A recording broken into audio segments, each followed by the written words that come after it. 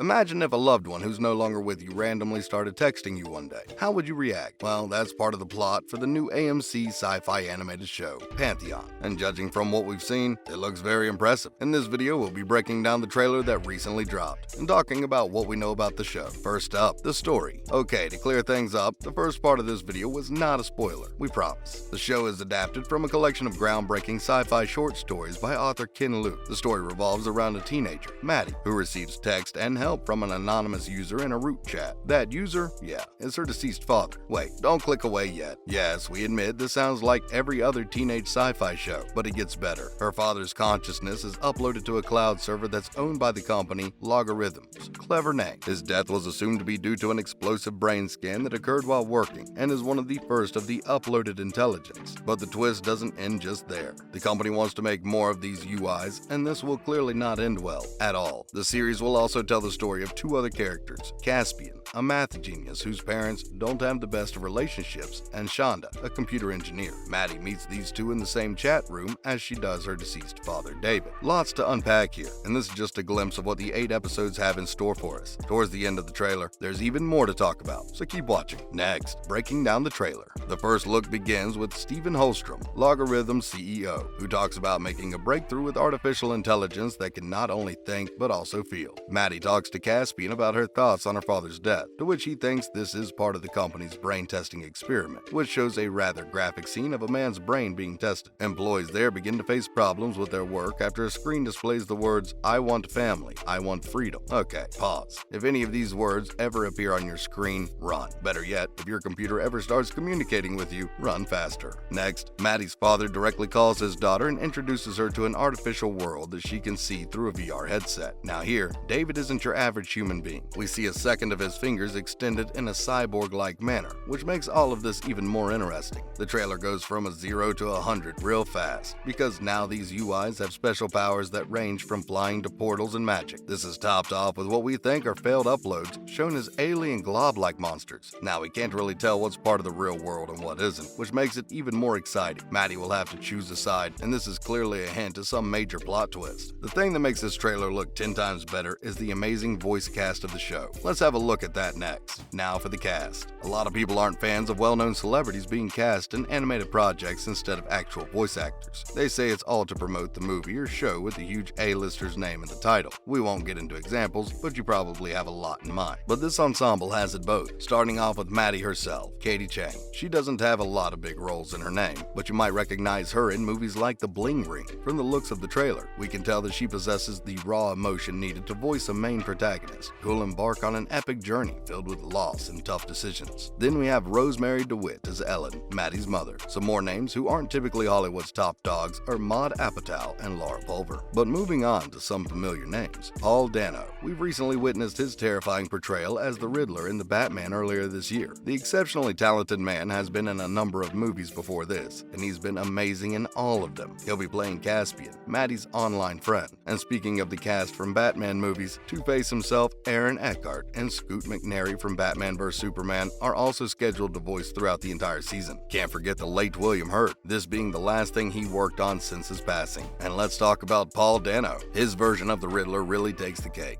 As compared to Jim Carrey's goofy take on the character, Dano's grounded portrayal won the hearts of many. And if you've been active on Twitter, you'll know exactly what we mean. We got a glimpse of what he'll sound like as Caspian in Pantheon, and just hearing a few words brings back all the memories from his filmography. This will be the third time the 38-year-old will be voice acting, but the first time in an animated project. It's always exciting to see someone working on something new for the first time, and this sci-fi show is the perfect way to start. If you haven't seen him in anything apart from the Batman, the actor is absolutely mesmerizing in films like There Will Be Blood, Little Miss Sunshine, Okja, and Swiss Army Man. The man is so talented, he gave an amazing performance in Prisoners, where he barely had any lines. Lastly, more about Pantheon. So, we know the first season will have 8 episodes, but get this, there's already a confirmed second season. That is, if the views are good enough, but with a cast like that, that and a trailer as captivating as the one we've seen, that won't be a problem. The runtime of each episode will probably be around 45 to 50 minutes, which is the standard length of shows from AMC. Okay, we'll try not to mention the names of the cable channel again, because we know you're still thinking about the Better Call Saul finale. But if you had a look at the trailer yourself, the animation really resembles that of Amazon's Invincible. And how great was the first season? With designs like that in a computer-generated universe, this show will definitely be worth the watch. The first 2 episodes will be aired on the 1st of September, so mark your calendars. Other news, starting with a look at Paul Dano's comic book. Wait, he's writing a comic book? Yes, he is.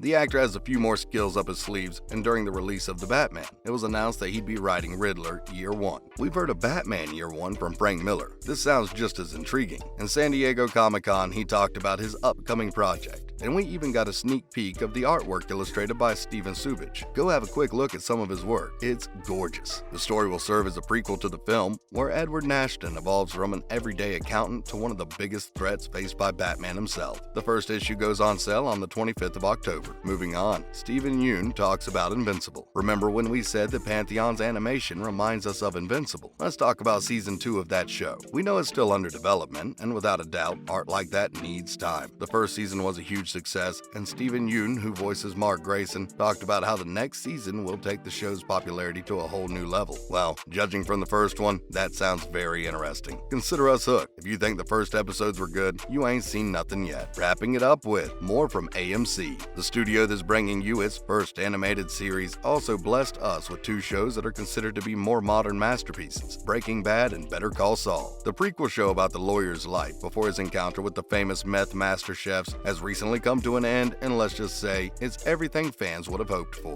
From the performances by stars like Bob Odenkirk to its flawless pacing of storyline, this show really has it all. No doubt the last scene had some of us on the verge of tears, because the reality hits you that this is probably the last time we'll be seeing something from this universe that was created by the mastermind of Vince Gilligan. Looks like all 3 of the main characters had their own stories with bittersweet endings, and some with new beginnings. Who knows? Maybe we'll get something in the future. What do you think of Mike Ehrmantraud's spin-off series? And that's a wrap for this video. What did you think of the trailer? And what are your predictions for the new Paul Dano comic book? Let us know in the comments below. Remember, these will be out sooner than you think, so don't miss out. You know the drill. Hit the like and subscribe button to see more of our content. We'll catch you in the next one.